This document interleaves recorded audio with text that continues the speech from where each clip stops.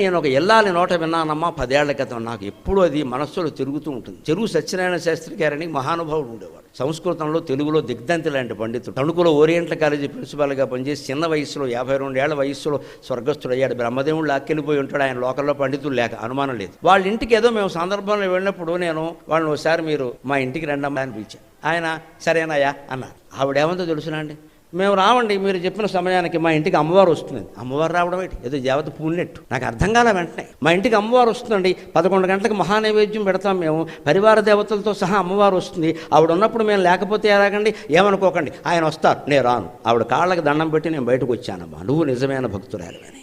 అమ్మవారు పరివార దేవతలతో సహా ఆ ఇంట్లో ఉందని ఆవిడ భావన చేస్తుంది. కాబట్టి నైవేద్యం సమయంలో నేను ఎక్కడికి రాను అని చెప్పింది ఆవిడ. ఆయన వస్తారు, కావాలంటే తీసుకెళ్ళండి, నేను రాను, ఏమనుకోకండి. లేదమ్మా, మీరు చేసే పని చాలా గొప్పది, మీలాంటి వాళ్ళని నమస్కారం చేసుకుంటే పుణ్యం మాకు బుద్ధి వస్తుందని వచ్చింది. అది భావన చెయ్యాలి.